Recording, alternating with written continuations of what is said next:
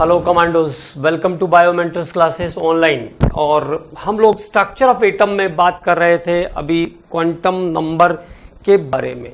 तो quantum numbers और उससे रिलेटेड प्रॉब्लम्स के बारे में हम लोगों को बात करना था। तो अब बात कर लेते हैं, पहले एक बार फिर से सभी क्वांटम नंबर्स को हम रिवाइज कर लेते हैं। तो रिवाइज कर लेते हैं एक बार क्वांटम नंबर्स को, उसके बाद फिर हम लोग बात करेंगे फिर से एक बार इसके बेस्ड प्रॉब्लम के बारे में। तो चलिए बात करते हैं क्वांटम नंबर्स। तो पहला आया क्वांटम नंबर जिसको हमने कहा प्रिंसिपल क्वांटम नंबर, जो कि मेन एनर्जी लेवल से रिलेटेड है। It is related with the main energy level and justify the distance of electron from nucleus, average energy of electron, size of orbitals, okay, और इसके बाद velocity of electron and its values are 1 2 3 4 और k l m n। तो this is the principal quantum number जिसको Niels Bohr ने discover किया। उसके बाद सेकंड क्वांटम नंबर जिसके बारे में हमने बात किया that is azimuthal quantum number. तो एजीम्यूथल क्वांटम नंबर क्या क्या काम करता है? This quantum number, azimuthal quantum number was discovered by Sommerfeld. This quantum number is related with the subcell. It is also called subsidiary quantum number, secondary quantum number और angular momentum quantum number। तो ये इसके नाम अलग नाम भी हैं और ये क्वांटम नंबर सबसेल से रिलेटेड होती है। And this is specify about shape of orbitals and angular momentum of electron in orbitals. ये शेप ऑफ ऑर्बिटल्स और angular momentum of electron in orbitals को जस्टिफाई करता है। तो this is about the azimuthal quantum number. क्या क्या बातें उसमें ध्यान रखना है? For S orbital the value of azimuthal quantum number is always 0। s orbital के लिए l की वैल्यू हमेशा 0, p ऑर्बिटल के लिए l की वैल्यू हमेशा 1 और d ऑर्बिटल के लिए l की वैल्यू हमेशा 2 होगी और f ऑर्बिटल के लिए l की वैल्यू 3 होगी। उसके बाद बारी आई मैग्नेटिक क्वांटम नंबर की। तो it determines the orientation of electrons and number of electrons in the subshell. किसी सबसेल में कितने इलेक्ट्रॉन होंगे इसको जस्टिफाई करेगा magnetic quantum number. Splitting of spectral lines in magnetic field, और मैग्नेटिक फील्ड के अंदर स्पेक्ट्रल लाइंस का स्प्लिट होना, जहां से सबसेल का ओरिजिन हुआ, सबसेल के बारे में बात हुई। तो it is the magnetic quantum number. उसके बाद बारी आई स्पिन क्वांटम नंबर की, जिसको यूलेनबेक और गॉडस्मिथ ने डिस्कवर किया, है ना। और spin quantum number is related with the spin momentum of electron. It is related with the spin momentum of electron and spin of electron on its own axis. The spinning is like the revolution of earth around the nucleus and on its own axis। जैसे अर्थ अपने access पर भी चलता है और around the सन भी वो rotate करता है। तो जैसे अर्थ का स्पिन है वैसे ही इलेक्ट्रॉन का भी स्पिन होता है। ये अराउंड द न्यूक्लियस भी रिवॉल्व करता है। It revolve around the nucleus and it's on its own axis, और अपने अक्ष पर भी वो चक्रण करता है। The spinning is justified by the clockwise and anti clockwise, और ये इसका चक्रण जो है क्लॉकवाइज और एंटी क्लॉकवाइज होता है। It is clockwise and anti clockwise.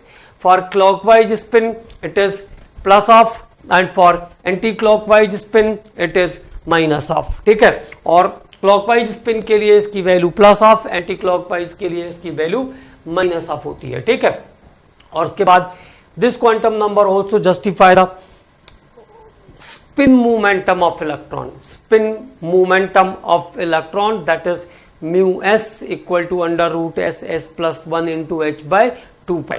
ठीक है, तो this is the information about spin quantum number। Now how to justify the quantum number and how to calculate the quantum number for different type of species। तो उस topic पर हम लोग अब बात करेंगे। नंबर 1, पहला, जैसे क्वेश्चन कैसे आएगा और कैसे सॉल्व करना है। तो पहला क्वेश्चन चलिए हम लोग इसमें लेते हैं। Find all four quantum number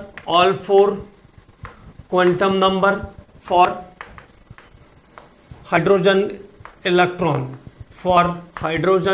electron, तो हाइड्रोजन के पास एक इलेक्ट्रॉन है, उसके चारों क्वांटम नंबर की वैल्यू हमको फाइंड आउट करना है। Find all four quantum number for hydrogen electron. Hydrogen के इलेक्ट्रॉन के लिए सभी फोर क्वांटम नंबर्स की वैल्यू हमको फाइंड आउट करनी है। All four quantum number for hydrogen electron. तो हाइड्रोजन के इलेक्ट्रॉन के लिए सभी क्वांटम नंबर की वैल्यू हमको फाइंड आउट करना है। ठीक है, तो देखिए हाइड्रोजन का एटम, एक इलेक्ट्रॉन है हाइड्रोजन के पास, तो कॉन्फ़िगरेशन क्या हो जाएगा? It's configuration is 1s1। तो सबसे पहले हमको क्या करना है? कॉन्फ़िगरेशन पर जाना है।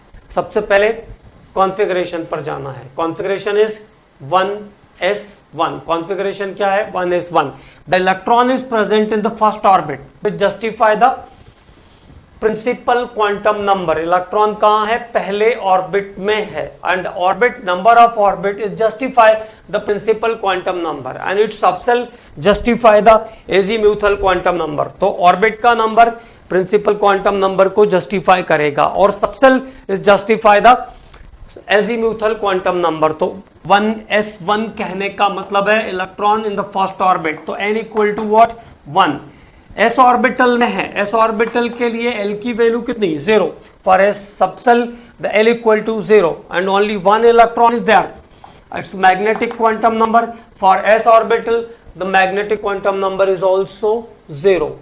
और p ऑर्बिटल में जाएगा तो px और py के लिए ये वैल्यू होगी +1 -1 and for pz it is 0। px py के लिए +1 -1 और pz के लिए वैल्यू होगी 0। ठीक है, तो n equal to 1, l equal to 0, m equal to 0 and s equal to positive half. When only 1 electron is there then it's spin is denoted or designated by the plus half sign. Okay, और जब दो होंगे तो पहले का plus of और दूसरे का माइनस ऑफ। ठीक है, तो this is n equal to 1, l equal to 0, m equal to 0 and s equal to positive half for the electron of hydrogen atom. ठीक है, अब बात करते हैं दूसरे क्वेश्चन को, इसी क्वेश्चन को चेंज करते हैं।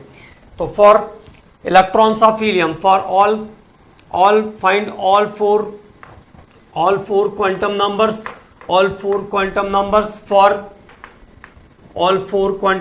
for helium, for 2 electron or both electron of helium, all 4 quantum number for both electron of helium, helium के दोनों इलेक्ट्रॉन के लिए सभी क्वांटम नंबर का वैल्यू जस्टिफाई करना है। तो हीलियम का कॉन्फ़िगरेशन चाहिए पहले आपको। Configuration of helium is 1s2, there is 2 electron and both the electrons are in the same energy level. दोनों इलेक्ट्रॉन कहां हैं? फर्स्ट ऑर्बिट में है। Both the electrons are there in first orbit. So n equal to what? n equal to 1 and n equal to 1। दोनों electron first orbit में है, इसलिए principal quantum number की वैल्यू कितनी हो जाएगी? 1।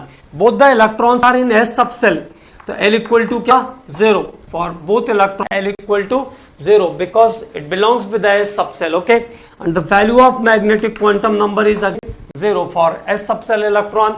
The value of magnetic quantum number is 0। Okay, and spin is the positive half and second के लिए negative half. And this example also justify the Pauli's exclusion principle. ये quantum number Pauli's exclusion principle को भी justify करता है। Pauli's exclusion principal ने ऐसा कहा था कि दो इलेक्ट्रॉन के लिए चारों क्वांटम नंबर्स की वैल्यू सेम नहीं होगी। No two electrons can not exist in same quantum state. दो इलेक्ट्रॉन कभी भी सेम क्वांटम स्टेट में एग्जिस्ट नहीं करेंगे। सभी 4 क्वांटम नंबर्स की वैल्यू दो इलेक्ट्रॉन के लिए सेम नहीं हो सकती। देखिए n सेम है, l सेम है, m is also same, but spin is not same here. This example also justify the spin quantum number. Okay, तो ये बात ध्यान रखेंगे। हीलियम के दो इलेक्ट्रॉन के लिए क्वांटम नंबर का वैल्यू हो जाएगा, पहले के लिए 1 0 0 प्लस ऑफ, और सेकंड के लिए 1 0 0 minus of. And this example also justify the polish exclusion principle. अब बात करते हैं अगले क्वेश्चन के बारे में। तो अगला, फॉर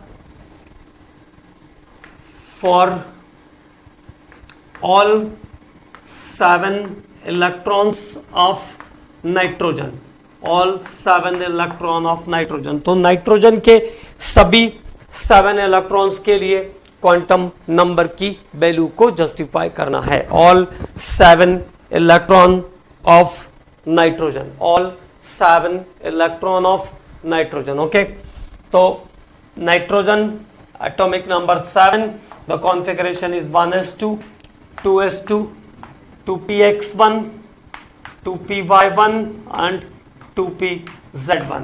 ये नाइट्रोजन का final configuration.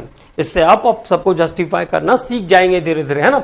1s2, 2s2, 2px1, 2py1 and 2pz1 is the configuration of nitrogen. Okay, so 1s2, in 1s2 label there is energy level is first, तो इलेक्ट्रॉन कहाँ है, फर्स्ट ऑर्बिट में। दोनों के लिए n की वैल्यू कितनी, 1, l equal to what 0 0, m equal to what 0 0, spin is what plus half and minus half. Now 2s2, तो 2s2 it means electron in the second orbit, तो n equal to what 2 2, s subshell is there, so l equal to 0 0, m equal to 0 0 and spin is plus half and minus half. s subshell के लिए L और M की value 0 होगी, इसको ध्यान रखेंगे। It is not calculated by the formula, इसको फॉर्मूले से कैलकुलेट नहीं करना है, ठीक है। अब 2px, तो 2p 2p 2p, तो n equal to 2, every time the value of n is 2 and the value of, नीचे लिख देते हैं कंफ्यूजन ना हो ताकि, है ना। तो n इक्वल टू 2 2 2, ओके। अब subshell is what, p subshell is there, so for p subcell the value of Az mutual quantum number is 1 1 1, okay।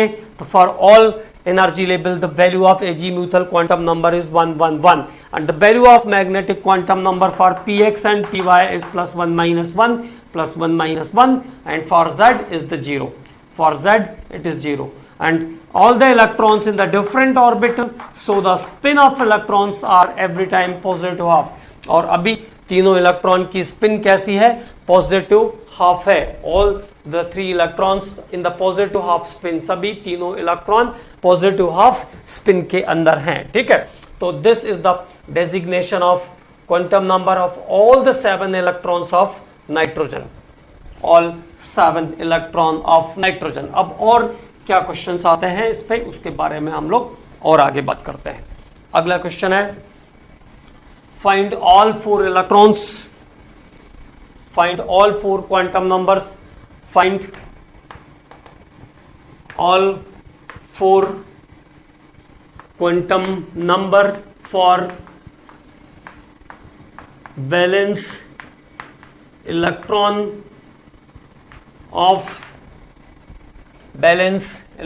of sodium, potassium, rubidium, caesium and calcium भी ले लेते हैं। Find all 4 quantum numbers for balance electron of sodium, potassium, rubidium, caesium and calcium. तो देखो ये सारे members, the members sodium, potassium, rubidium, caesium, calcium, ये सब एक ही फैमिली के मेंबर्स हैं। तो हाउ इज द कॉन्फ़िगरेशन, देखो lithium 1s2, 2s1 is the balance cell, means the electrons present in the outermost shell। जो इलेक्ट्रॉन outermost shell में present होगा उसको कहेंगे valence shell electron, it is called valence shell electron, okay. तो 1s2, 2s1, इसके बाद lithium के बाद आया सोडियम, तो what is the valence shell 3s1। उसके बाद आया पोटाशियम, तो क्या हो जाएगा valence shell 4s1। Rubidium 37, valence shell 5s1 और ये हुआ आपका 11, 19, 37 और दिस इज सीजियम 55, ओके। तो 6s1। तो सबका बैलेंस सेल कैसा है, s1। केवल एक ऑर्बिट का नंबर बढ़ रहा है। तो लिथियम के लिए अगर लिथियम में को भी इंक्लूड कर लें हम तो उसका क्वांटम नंबर क्या होगा, बैलेंस शेल इज 2s1। तो n equal to what, 2। n indicates the number of orbit. Valence shell का इलेक्ट्रॉन किस ऑर्बिट में है, सेकेंड ऑर्बिट में है। तो n इक्वल टू कितना हो गया, 2। s में है तो l इक्वल टू कितना, 0। m equal to 0 for s subshell the l and m is 0 and spin is the plus of, and here 3 0 0 plus of for sodium, 3 0 0 plus of for sodium, 4 0 0 plus of for potassium, and 5 0 0 plus of for rubidium, and 6 0 0 plus of for cesium। Okay, तो n और l और m की values को आपको ध्यान रखना है, बार बार मैं इंडिकेट कर रहा हूं। इसको फॉर्मूले से नहीं निकालते हैं इन लेवल्स के लिए। s के लिए l और m की वैल्यू 0 होगी तो वो 0 ही रहेगी, किसी भी ऑर्बिटल या किसी भी सबसेल में वो चला जाए उससे फर्क नहीं पड़ेगी।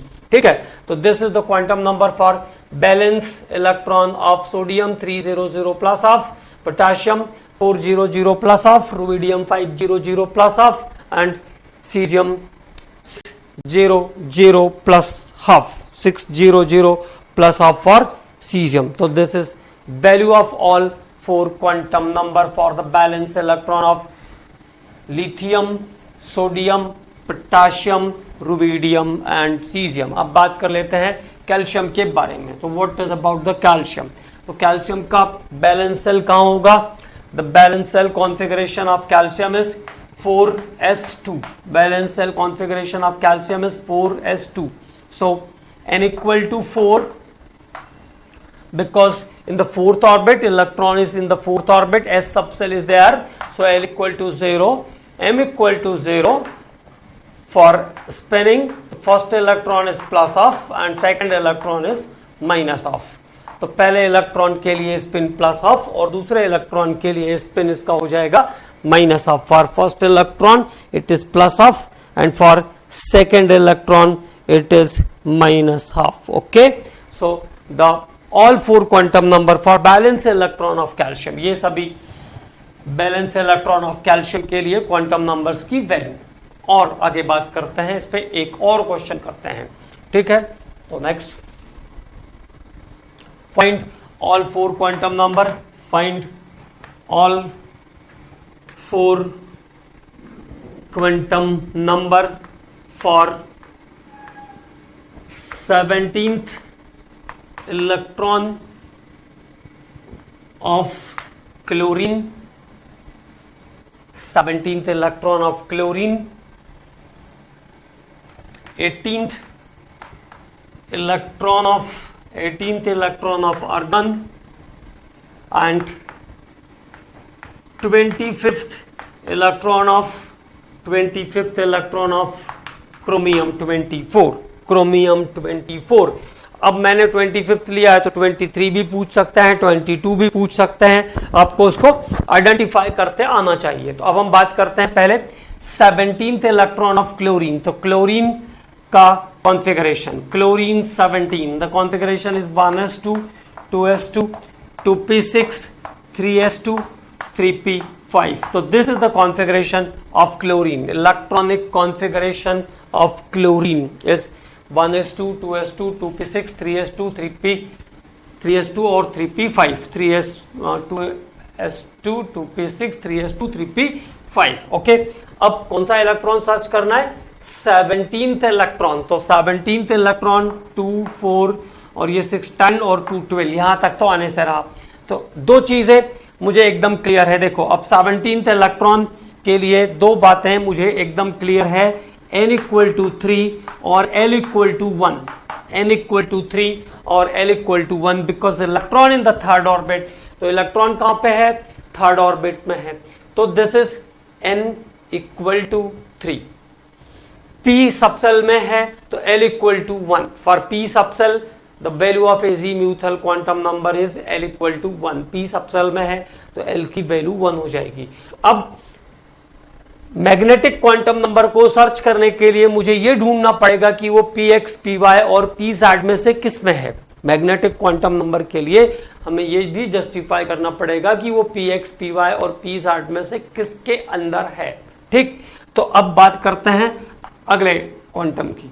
ओके, तो this is about px, py and pz। Now ये हो गया आपका 12। दिस इज देखिए 1 2 2 4 4 4 और 6 10 10 और 2 12 इलेक्ट्रॉन। 12 के बाद 13। This is not 14, okay, this is 14। एक एक पहले तीनों में जाएगा, तो ये हुआ 12 13 14 15 16 एंड 17। तो this is the 17th electron. This is the 17th electron, जिसको मैंने मार्क किया है वो 17th इलेक्ट्रॉन है। तो it is belongs with the p y, और पी वाई के लिए इनकी वैल्यू कैसी होगी, as it is plus minus one, और इट्स स्पिन इज, कैसा स्पिन है उसका, anticlockwise. The spin of the electron is anticlockwise. Okay, now it's quantum number is 311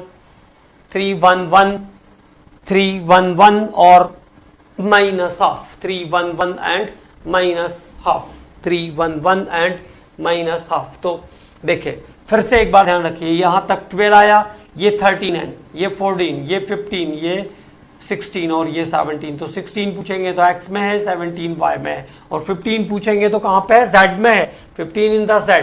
तो what is the value of the quantum number for pz? 310 plus of 310 plus of for pz electron of chlorine. Okay, 310 and plus of for 3z electron of chlorine. Okay, अब दूसरा problem solve करते हैं। Next 18th electron of argon लिया था मैंने। अगला problem 18th electron of argon. तो argon के पास टोटल 18 इलेक्ट्रॉन ही होते हैं। आर्गन 18, आर्गन का 18th इलेक्ट्रॉन, आर्गन का 18th इलेक्ट्रॉन का हो जाएगा 3p6, 3p6। 12 तक आया मैग्नीशियम, है ना, और 13 से यहां पे आना शुरू होगा। तो this is px, py and pz। This is 12 तक कंप्लीट हो गया था, 13 14 15 16 17 एंड 18 इन pz। तो व्हाट इज द 3pz? तो n इक्वल टू 3, p में है तो l equal to 1, magnetic is m equal to 0 and spin is minus half is the spin. pz में it belongs with the pz label, so the magnetic quantum number is 0, magnetic quantum number is 0, इसका magnetic 0 है और इसका spin कितना है, -1/2 है। It's spin is -1/2। तो this is about the 18th electron of आर्गन। अब बात करते हैं 25th electron of chromium. 25th electron of chromium. तो क्रोमियम का एटॉमिक नंबर 24th होना चाहिए ना, 25th तो इलेक्ट्रॉन ही नहीं होगा। क्रोमियम का एटॉमिक नंबर 24 होता है। तो 24th electron of chromium, this question is 24th electron of chromium. Okay, है ना। तो chromium is the finally 4s1 and 3d5, 4s1 and 3d5। This is the 19th electron. ये 19th इलेक्ट्रॉन है 4s1 वाला, potassium like potassium, है ना, ऐसे ध्यान रखेंगे। तो 3d के अंदर आया, तो this is the distribution of D level. Okay, dxy, dyz, dxz, dx² y² और d² तो this is the 19th 20th 21 22 23 and 24 in d²। it belongs with the d²। okay, so n equal to what, 3, n equal to 3 because 3d is there, l equal to 2 for d orbitals the value of azimuthal quantum number is l equal to 2, so n equal to 3, l equal to 2। magnetic for dz is 0, magnetic for dz is 0, d² के लिए magnetic 0 and spin of this electron is plus half, और इस electron का spin कितना है, plus half। the spin of this electron is plus half, so the correct set of quantum is 320 plus half, 320 plus half।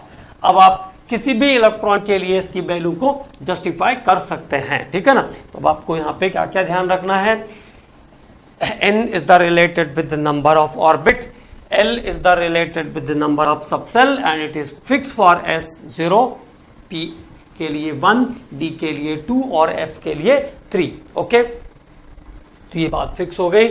और इसके बाद magnetic की value S के लिए 0, पी एक्स पी वाई के लिए +1 -1, पी सैट के लिए 0 and as it is for d orbitals it is +2 to -2 और एफ ऑर्बिटल में होगा तो +3 to -3। ओके, तो अगले क्वेश्चन पर अब बात करते हैं। तो ये हो गया आपका क्वांटम नंबर से रिलेटेड प्रॉब्लम्स के बारे में हम लोग बात कर रहे हैं। ओके, अब अगले टॉपिक पर बात करते हैं।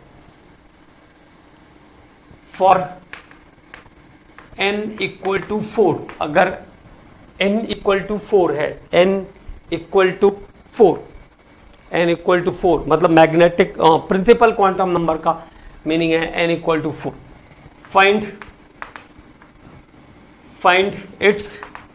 Find its magnetic quantum number, तो इसका आपको फाइनली मैग्नेटिक क्वांटम नंबर निकालना है। इफ n = 4 तो n = 4 के लिए मैग्नेटिक क्वांटम नंबर निकालना है। कुछ भी जस्टिफाइड नहीं है, एस पी जब कुछ भी जस्टिफाइड नहीं है तब क्या करेंगे, देन यूज द फॉर्मूला, तब आपको फॉर्मूला यूज करना है। तो L कैसे कैलकुलेट करेंगे, n-1, L का कैलकुलेशन n-1, और मैग्नेटिक का नंबर कैसे कैलकुलेट होता है, 2L + 1, 2L + 1 is the formula for calculation of magnetic. Okay, तो L = n-1, n is what 4, तो L = 4 - 1, तो L = व्हाट 3।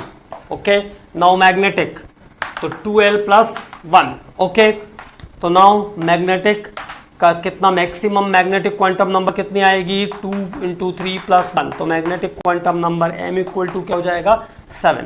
तो n = 4 के लिए m की मैग्नेटिक क्वांटम नंबर की पॉसिबल वैल्यूज कितनी होगी, for n = 4 find its magnetic quantum number, तो मैग्नेटिक क्वांटम नंबर की वैल्यू कितनी आएगी 7 and it is designated from -3 to +3, -3 -2 -1 0 +1 +2 and +3।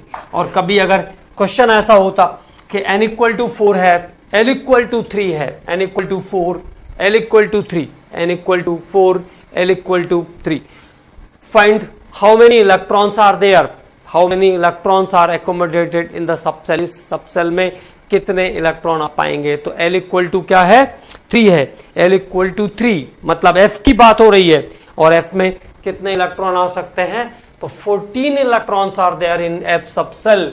F subshell में कितने इलेक्ट्रॉन आ सकते हैं, 14 इलेक्ट्रॉन। L = 3 में कितने इलेक्ट्रॉन अकोमोडेट कर सकते हैं, 14। L = 2 में 10, L = 1 में 6 और L = 0 में 2 इलेक्ट्रॉन अकोमोडेशन हो सकता है, because it is for S। Okay, अब बात करते हैं एक और अगले क्वेश्चन पर। तो फॉर सेट ऑफ क्वांटम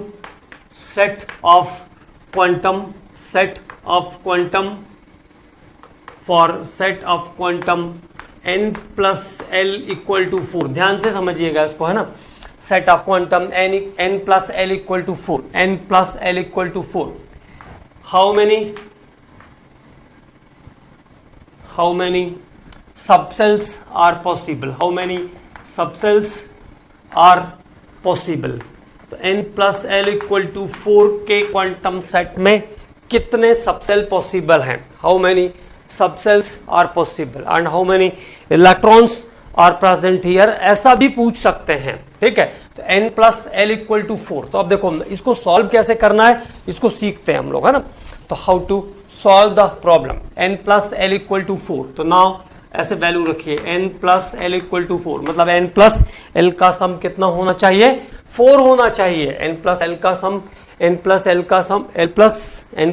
सम कितना होना चाहिए, 4 होना चाहिए। तो नाउ पुट द वैल्यू 4 + 0, ऐसा लिख सकते हैं हम लोग, 4S सबसेल, 4S सबसेल के लिए हम ऐसा लिख सकते हैं। 4n की वैल्यू 4 और L की वैल्यू 0 होती है S सबसेल्स के लिए। S सबसेल के लिए L की वैल्यू 0 होती है। तो 4 + 0 = 4 is possible, yes it is possible. अब देखो second value 3 + 1 = 4 is also possible for 3p, ठीक है। तो 3 + 1 is also possible for 3p। Now 2 + 2 is mathematically possible for, but in case of quantum number n = 2 is here and the calculation of L is done by n-1। L कैसे निकालते हैं हम? n-1 से। तो if n = 2, L is never 2, L is never 2। अगर n की value 2 है, n की वैल्यू 2 है तो L is calculated by n-1, तो 2 - 1 करोगे तो 1 आएगा। तो फॉर इफ n = 2 तो L इज नेवर 2, n = 2 के लिए L की वैल्यू कभी भी 2 पॉसिबल नहीं है। सो दिस लेबल यहां पे अगर L की वैल्यू 2 पॉसिबल होती for n = 2, if L = 2 then 2D subshells आ जाते, बट हमने कभी भी 2D सबसेल नहीं देखा। 2D is not there, it is D is started from 3, है ना, 3D से हमने स्टार्टिंग देखा, ठीक है। तो ओनली 2 सबसेल्स आर देयर, केवल 2 सबसेल पॉसिबल है यहाँ पे, 4s और 3p। तो possible subshells are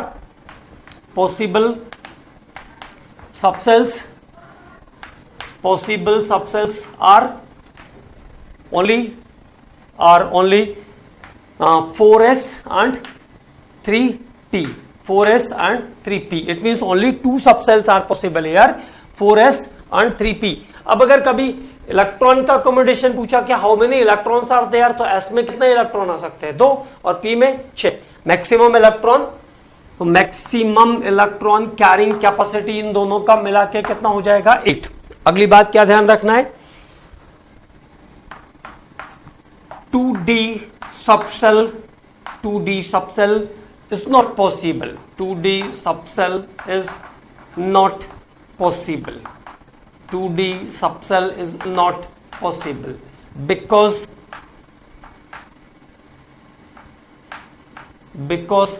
for n = 2, L = 2 is not possible, okay। तो 2D सबसेल्स नहीं होते हैं, 1p सबसेल भी नहीं होता है, 1p is also not possible, 3f is not possible. तो the logic is this, okay.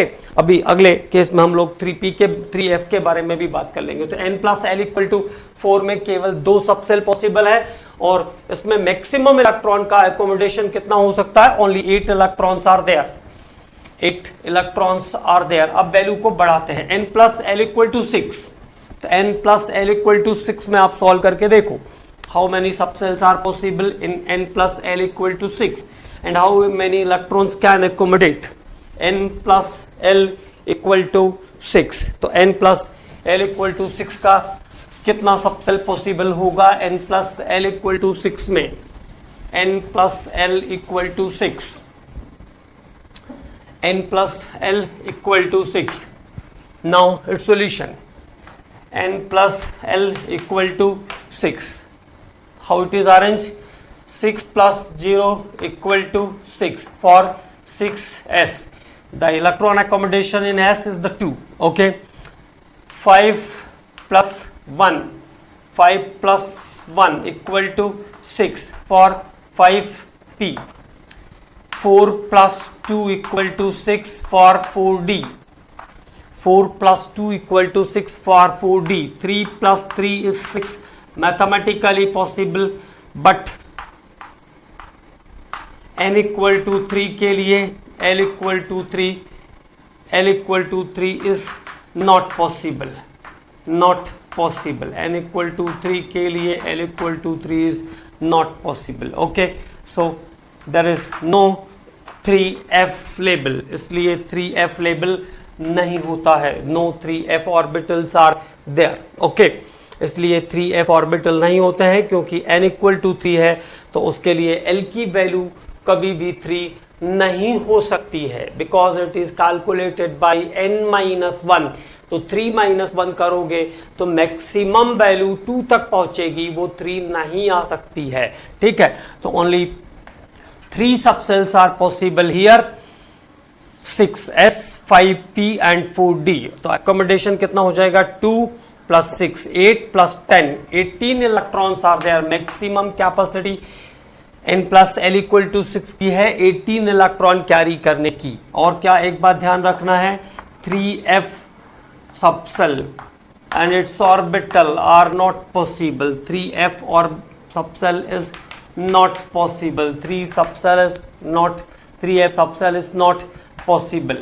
Okay, 3f subcell is not possible because for n equal to 3, L is never 3. n equal to 3 के लिए L की value 3 नहीं हो सकती है. L is never 3 क्योंकि L is calculated by n minus 1. तो जब n की वैल्यू 3 पुट करोगे तो L की वैल्यू मैक्सिमम 3 minus 1 2 तक ही आ पाएगी. ओके, तो in this set of quantum n plus l equal to 6, the possible subcells are 3, that is 6s, 5p and 4d. Its maximum electron accommodation capacity is 18 and एक और information collect किया हमने यहाँ से, 3f subcells are its orbital is not possible because for n equal to 3 l is never 3. n के 3 के लिए l की वैल्यू 3 नहीं हो सकती है. n equal to 3 के लिए l equal to 3 कभी नहीं हो सकता है. एक और करते हैं तो थोड़ी और अच्छे से प्रैक्टिस हो जाएगी. n plus l equal to 7, n plus l equal to 7. तो इसमें कंडीशन देखते हैं. n plus l equal to 7, तो n plus l equal to 7 पर क्या कंडीशन बनेगी, n plus l equal to 7.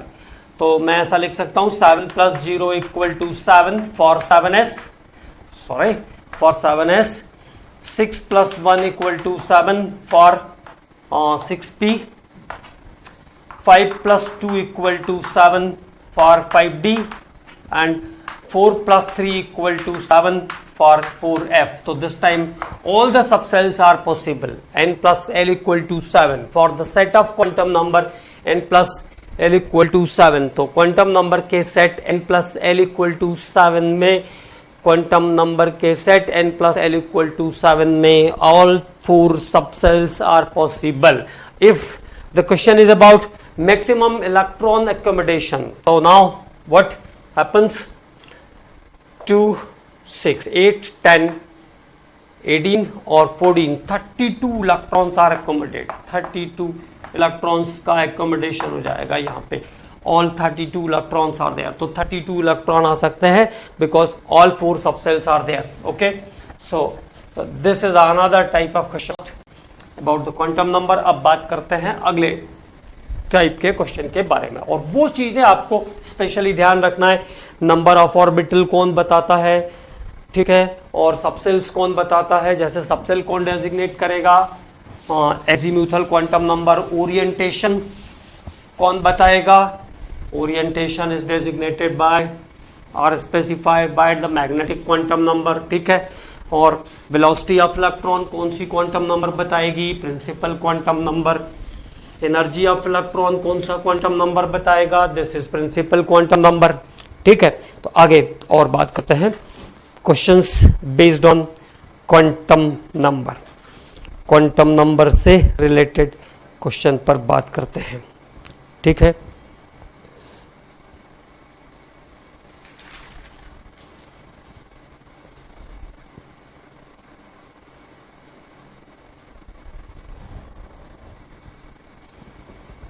which one is impossible, which of the following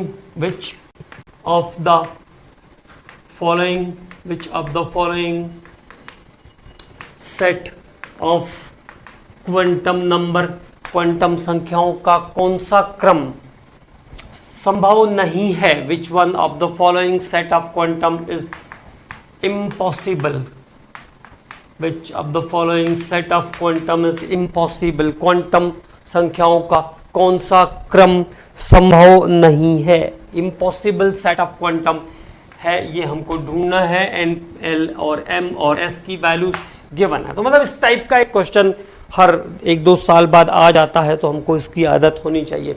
अब देखो, अब आपको वैल्यूज पता है सब, तो आप आराम से सर्च कर लोगे।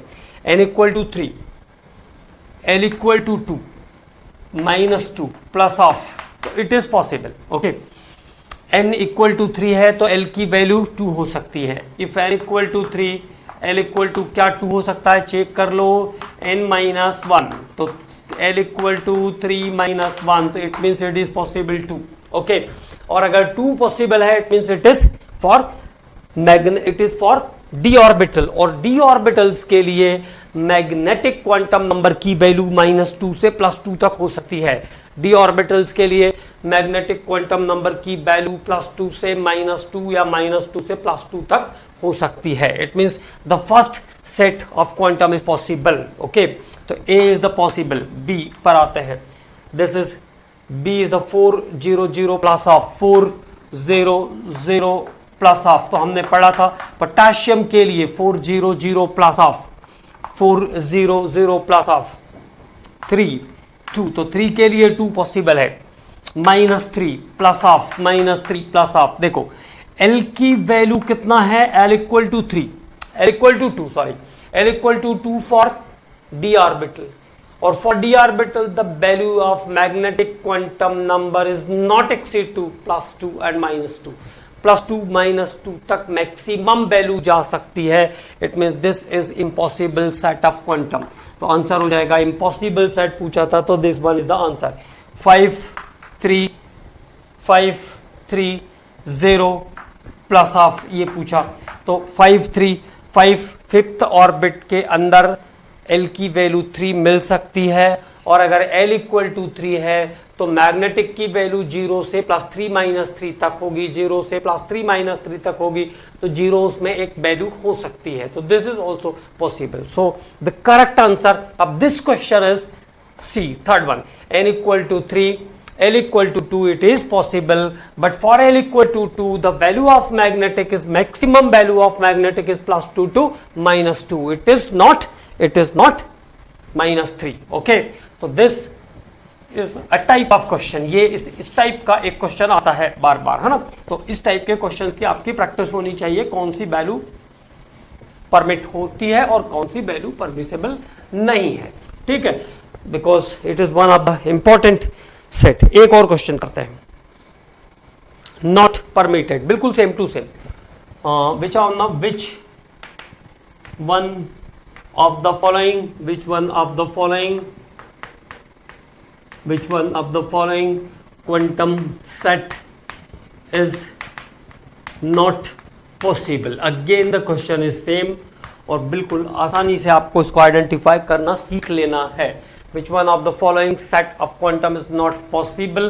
So there is N, L, M and S. The option is here, option A is 3 2 -2 3 2 -2 minus half, तो 3 2 -2 minus half is possible because L = 2 के लिए M की वैल्यू +2 से -2 तक हो सकती है। This is not impossible value. Okay, B, option B is here, 3 2 -1 plus half, so this value is also possible. For d orbital the value of magnetic quantum number is 0 to 2, है ना, 0 2 +2 -2, 0 2 +2 -2, तो 0 और -2 +2 के बीच में -1 भी आएगा, दैट इज +2 +1 -2 -1 एंड 0, तो वहां पे बीच में -1 रिजेंबल करेगा, है ना। सी 2 + 1 प्लस ऑफ, तो this is not a permissible value, ये वैल्यू पॉसिबल नहीं है, क्योंकि अगर n की वैल्यू 2 है तो L की वैल्यू 2 नहीं हो सकती है।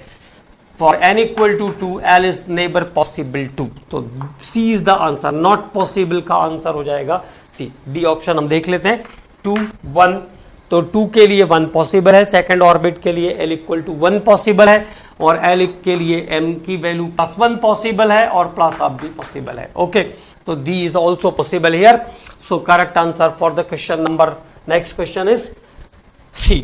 ओके, n = 2 के लिए L = 2 कभी पॉसिबल नहीं है, तो this is the calculations based on quantum number. ये हम लोग क्वांटम नंबर पर बेस्ड प्रॉब्लम्स के बारे में बात कर रहे हैं। तो the problems based on quantum number. Okay, तो ये हमने बात किया क्वांटम नंबर से रिलेटेड प्रॉब्लम्स के बारे में। ठीक है, एक और क्वेश्चन करते हैं। If n equal to 3, n equal to कितना है 3, l equal to 1, l equal to 1, m equal to -1, m equal to -1। तो देखो n की वैल्यू 3 है, n की वैल्यू 3, l की value 1, m equal to -1। How many electrons are there? How many electrons are present? How many electrons are present? How many electrons are present in the orbitals?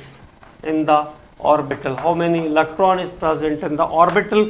The options are A, B, C, D, 6, 2, 4, 0. तो देखो क्या कहा, n equal to 3, n equal to 3। Okay, तो n equal to 3, फिर condition डाल दिया l equal to 1, l equal to 1 मतलब p की बात कर रहे हैं, फिर m इक्वल टू और कंडीशन डाल दिया -1।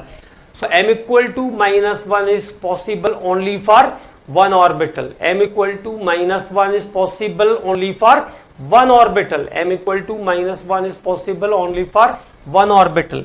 एंड एक ऑर्बिटल में इलेक्ट्रॉन अकोमोडेशन कितना हो सकता है? How many electrons are there in m equal to -1। तो m इक्वल टू -1 केवल एक ऑर्बिटल के लिए हो सकता है, और वहां पर जो इलेक्ट्रॉन का अकोमोडेशन होगा वो कितना हो जाएगा 2।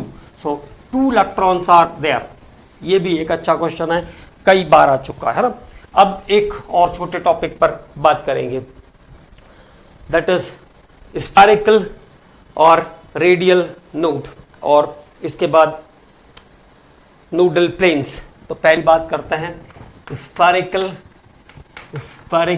और रेडियल नोड्स। स्फेरिकल और रेडियल नोड्स, स्फेरिकल और रेडियल नोड्स। तो the nodal surface where the probability of finding of electron is 0, और नोडल प्लेन भी वो जगह होता है जहां इलेक्ट्रॉन के पाए जाने की संभावना 0 होती है। The electron density is 0। तो स्फेरिकल और रेडियल नोड्स निकालने का फॉर्मूला होता है स्फेरिकल और radial nodes equal to n minus l minus 1। How to calculate n minus l minus 1, n minus l minus 1। जैसे मैंने कहा how many radial nodes in 3s orbital के पास कितने नोडल सरफेस या रेडियल नोड्स होंगे। ठीक, तो n इक्वल टू कितना 3, s के लिए l की वैल्यू कितनी 0, तो 3, n इक्वल टू 3, s के लिए l की वैल्यू कितनी 0 -1, तो आंसर कितना आ जाएगा 2। Okay, 4p, how many radial nodes in 4p? तो 4p, the orbit is 4, l is 1 और n minus l minus 1। तो how many radial nodes in 4p? Answer is what 2। 5p, okay, 5p में कितने? तो 5 minus l की value कितनी 5p के लिए 1 -1। ओके, तो आंसर इज व्हाट 3। ओके, तो this is the calculation of radial nodes. Okay, n minus l minus 1। अगर मैंने कहा 4d, तो नाउ 4d, 4 माइनस 2 माइनस 1, तो आंसर इज 1।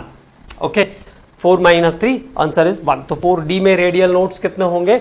1 हो जाएंगे। तो this is the calculation of radial node और स्फेरिकल नोड। रेडियल नोड और स्फेरिकल नोड बहुत ही कॉमन क्वेश्चन है, रेडियल नोड और स्फेरिकल नोड। ओके, अब एक अगला जो है वो है नोडल प्लेन। तो अगली बात करते हैं रेडियल और स्फेरिकल नोड्स, क्लियर। अब उसके बाद बात करेंगे नोडल प्लेन के बारे में। नोडल प्लेन्स, नोडल प्लेन्स या नोड्स भी बोलते हैं, ऑल्सो कॉल्ड नोड्स, है ना, nodal plane, it is equal to Z। तो number, what is the nodal planes? पहले definition, the plane in which the probability of presence or finding of electron is 0, वह स्थान जहां पर इलेक्ट्रॉनों के पाए जाने की संभावना शून्य होती है। स्फेरिकल और रेडियल नोड भी यही होता है, जहां पर इलेक्ट्रॉन डेंसिटी 0, यहां पर भी electron density 0। Number of nodal plane, number of nodal plane equal to L. L means, now it is clear, azimuthal quantum number, azimuthal quantum number. तो for S it is 0, for P it is 1, और किसके किसके लिए, no P में तो सभी के पास होगा, है ना। इन case of D the number of nodal plane is 2, not in case of dz square, dz square में नोडल प्लेन नहीं होते हैं, ये ध्यान रखना है। और f ऑर्बिटल्स के लिए number of nodal planes are 3, for f orbital number of nodal planes are 3। तो s के लिए l की वैल्यू 0, तो उसमें नोडल प्लेन भी 0, p के लिए l की वैल्यू 1, तो उसमें सभी ऑर्बिटल्स में एक एक नोडल प्लेन होते हैं।